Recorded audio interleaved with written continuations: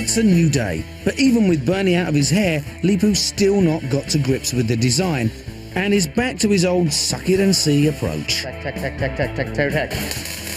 I like it. Yeah, get there. Musician Jools Holland is painstakingly particular with what he wants. This is unfamiliar territory for Leepu, who is used to making cars to his own specifications. This is a good training because so far, the cars I have built, I have designed, nobody never judged my work. Oh, they have seen it, they liked it, wow. This one, probably this is the first test I'm going through to become a designer. Having finished the wings, they now have to start on what Leepu calls the face of the car. The headlights form an iconic part of the Jet 1 look. Jools was adamant about the car's likeness to the original. There's no room for errors on such an important feature. The headlight has to move downward a little bit and outward. Basically, I'm going to cut it out, cut the whole thing out, and fill it up with metal. Basically, make it a blank canvas and draw the whole thing back again so that the whole front end looks a bit wider. But, not having taken any measurements at the Science Museum, Leepu is guessing. This will take every ounce of Leepu's innate talent. As long as the headlight aligns with the grille, it's perfect. If they're to keep this client on, attention to detail is a must. Meanwhile, the mechanics are working on more fundamental issues of the car's build. Not only planning to replace the Rover's engine, they intend to swap the archaic Rover suspension with the newer, more modern Jag's running gear. It's going to steer and drive like a Jag, brake like a Jag, but it's going to look like a Rover. Having removed the Rover's front suspension, they now plan to mount the Jag's engine and transmission into the P4 chassis. After all the research and painstaking preparation, the engine must fit perfectly. If it doesn't, it will set the project back by weeks. One engine in one chassis. Woohoo! A few cable ties, bit of super glue. Cut the Terry's text. Back at the other garage, Leepu has some more serious issues to contend with. There's some urgent news for Bernie. But the thing is, Jools Holland is coming on Thursday, another 2 days away from now. Well, I have to call Bernie to tell him about Jools. After the disastrous last visit, they really need smooth-talking Bernie to showcase the car's features to Jools. There's only one problem. Bernie's in the wrong hemisphere. Still at the South African Motor Show, he's going to have to shorten his trip. I told him he has to come down here. Jools is coming, you know. He is not a bigger celebrity than Jools Holland. He has to come down here, you know. Having told Bernie that the car design is 80% ready, Leepu's desperate to catch up and works throughout the night.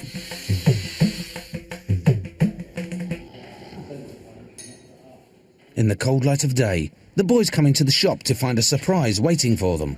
Oh shit, he's done the back. Oh, it looks good. Leepu has ingeniously cut the roof panel off the Rover 80 and placed it to make the perfect curved boot, saving hours of panel beating. It's as bald as Bernie, this though, isn't it? The shape's perfect. It's really well done. The Sleeping Beauty awakes and is straight back into the saddle. Whoa, where's the wood? Wood. And the fucking hammer. Just one final adjustment, and they're off.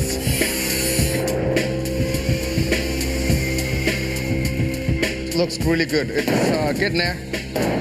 All's well until they hit a hurdle. They need something to fill the gaps. So I'm going to continue the whole thing from here up here. All right, So this much, yeah, continue the line. Jools' imminent visit means that it's crucial to show significant steps forward in the design, but he's running out of body parts to graft on. No more roof left. Doors are aluminium. We cannot use door panels. Nothing left in these two cars. How about the jack panel? Yeah. Let's take a look at the jack panel. If you can use something, like put 3 cars into one. Let's take a look at it. Yeah. 3 different colours, then. Yeah.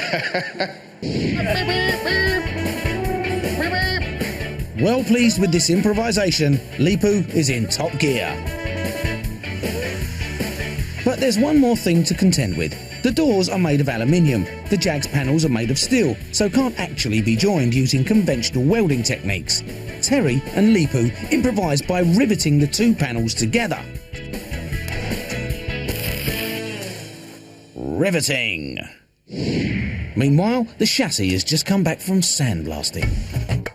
Clean of debris and rust, the boys can now get to grips with securing the Jag running gear onto the Rover chassis. Though we changed the suspension, we still wanted to stick in the middle of the wheel arch, so it's still got the same wheelbase as the original Rover. The boys must position the new axles dead on. Otherwise, the car won't sit in the wheel arches when the body is eventually put back on. Measure twice, cut once. This is exactly the kind of precision and attention to detail that Julian was born to do.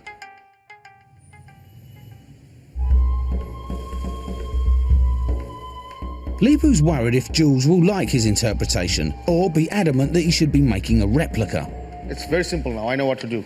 But it took me 2 weeks to feel the actual curves. If he is to progress with the build, Leepu will have to convince Jools that he's making the right kind of subtle changes. The lines there, lines there. He knows what he's doing. That's the main thing, because he's the one chopping.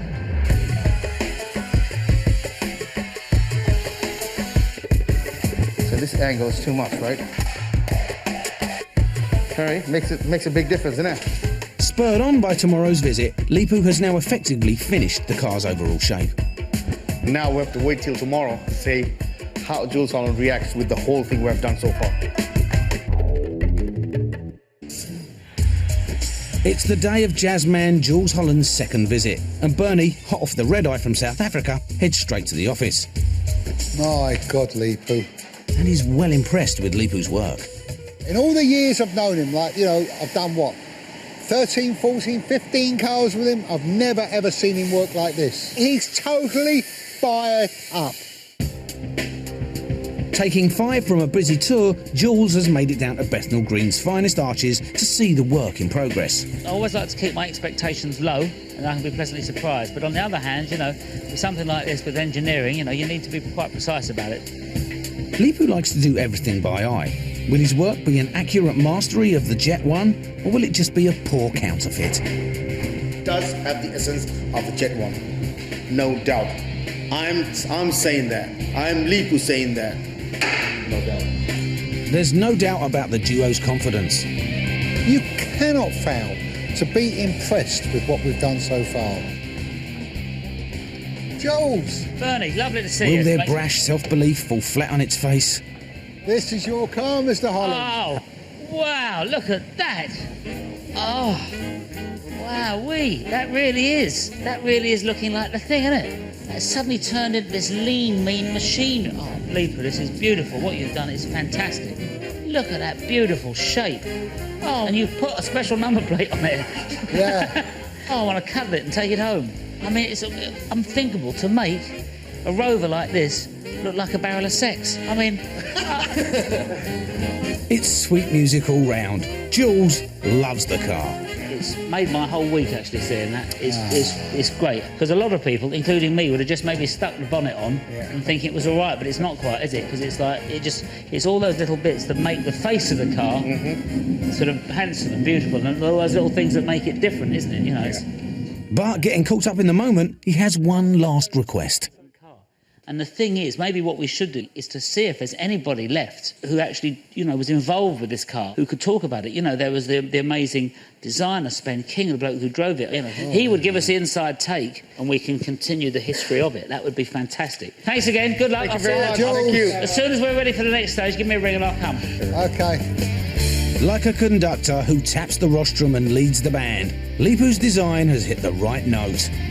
At first, I was worried that they didn't quite understand what it was I was after. But, I mean, seeing what they do is amazing. I think they really have fully understood it. So far, so good. And Leepu is inspired onto higher things. But I want to present him the finished car with all the perfect line, and then I want to get the final judgment from him. But with Bernie now set the arduous challenge of locating a hero from yesteryear, Building the car is difficult enough, but this is like trying to find a needle in a damn haystack.